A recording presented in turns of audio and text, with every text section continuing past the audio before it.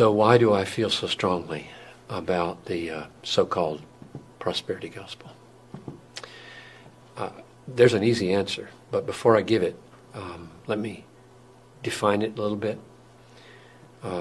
It's on a continuum from the most radical to what would be called soft or light.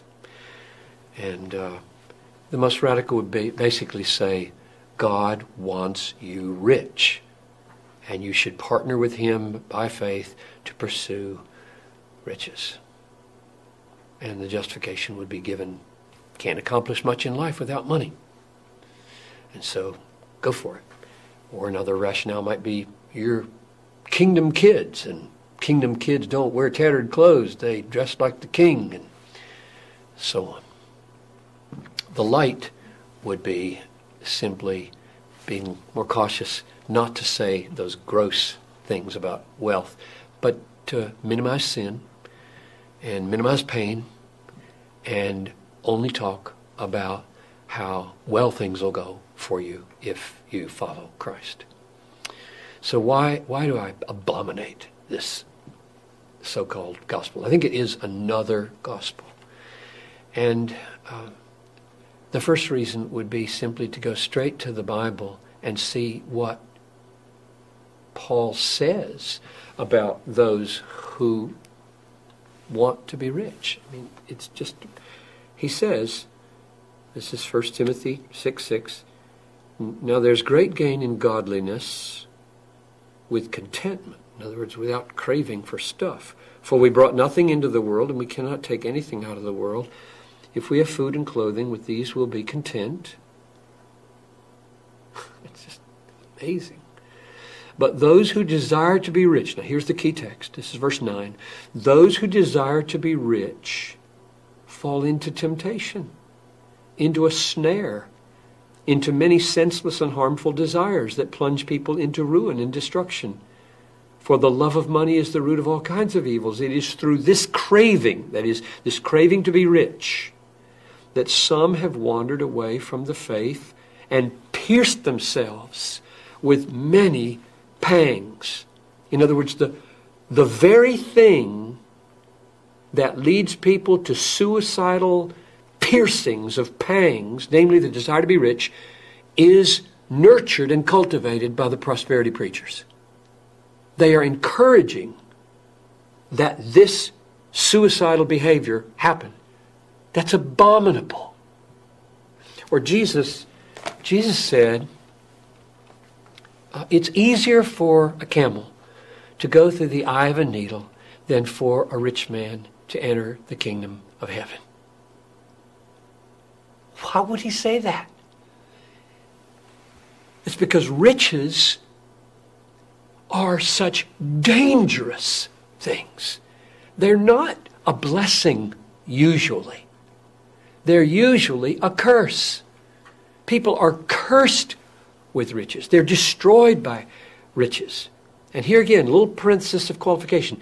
I don't mean it's sinful to make a lot of money. I just mean it's sinful to want to keep a lot of money. And it's suicidal to want to keep a lot of money. Bigger barns and bigger cars and bigger houses and bigger portfolios and finer clothes, and everything is growing with your income so that your conscience is getting harder and harder, because if you're a Christian at this point, your conscience is having to say, it's okay, it's okay. This is okay. This is the Calvary Road. This is what it means to deny yourself. This is what it means to follow Jesus. This is what it means to die every day. This is what it means to have my treasure in heaven. And it doesn't. It won't work. So your conscience has to be lacerated in order to keep from killing yourself.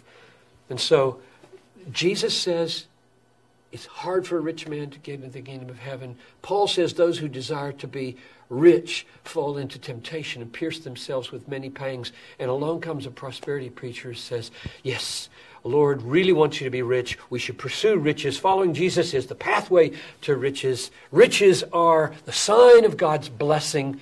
I would just say those are in mutual contradiction for each other, and therefore this is deadly. Here's another reason I'm really upset about this.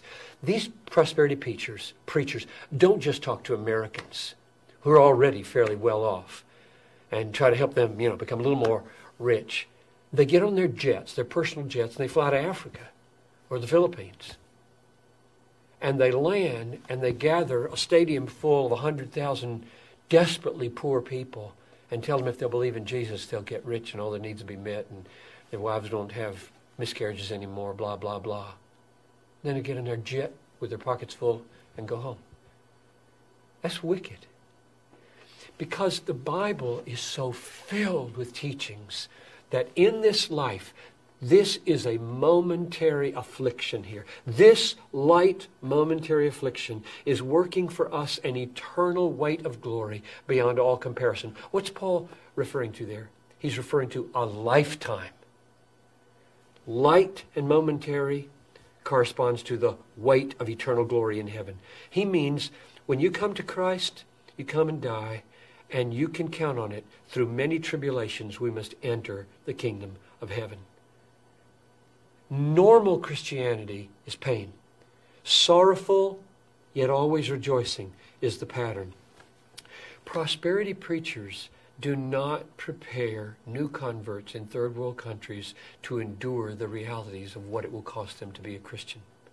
Here's another reason. There are 1,568 or so, as we talk, people groups in the world out of 13,000 that don't even have missionaries engaging them, and therefore everybody in them is without hope. Most of those 1,500 people groups are in very dangerous places, meaning if you go there, your kids might either get disease and die, or your wife might be captured and raped, or your family might be butchered and killed. Who's going to go? We have to go. Jesus said, make disciples of every people group, not just the easy ones, not just the comfortable ones. Who's going to go? The product of prosperity preachers? I don't think so. The people that are going to go are the people that have been taught that to follow Christ is to suffer, and it's brief. It's only 80 years. And then comes heaven. I just read this morning with Noel and Talitha, first paragraphs of Revelation 21. And I saw a new heaven and a new earth. For the former heaven and the former earth had passed away, and the sea was no more. And I saw the new Jerusalem coming down like a bride prepared for her husband. And he will dwell with us, and we will be his people, and he will be our God. And then every tear will be wiped away, and every pain will be gone. For the former things have passed away. That's coming. The essential biblical problem, maybe that's an overstatement, one of the essential biblical problems with the prosperity gospel is an over-realized eschatology. Meaning the things that are promised gloriously for us. We're all going to be rich. We're going to own the world. We're going to judge angels. Paul used that argument in 1 Corinthians 3. Don't you realize that you are going to inherit the world? The world is yours. Paulus is yours. Cephas is yours. Life is yours. Death is yours. And the conclusion he drew was, why would you boast in men? In other words, why wouldn't you take that as a means of enabling you to suffer and be lowly and kind and servant-like and walk on this Calvary road and take the pain of being a Christian? That's coming. But what they do, instead of say, we have to wait for that and pour our lives out through many tribulations here, they say, bring it now. Bring it now. The kingdom's already here, right? Jesus brought the kingdom. And it's the overlap of these two ages they don't understand. The new age is a beautiful age. And there are healings that happen in this world. I don't deny that. I just deny very vehemently everybody's going to be healed. You let these prosperity preachers with their healing talk and their word of faith talk go to the 4th floor of Augustana Home, or go to the emergency rooms or to the intensive care rooms of hospitals. Go there and preach your gospel. No, they don't. They wear their nice clothes, stand up with the lights, money strewn all over the thing, with people out here who desperately want somebody to tell them how to get rich, and there they make a lot of money that way. They don't go to the places where it's impossible to deal with reality unless you've got a theology of suffering.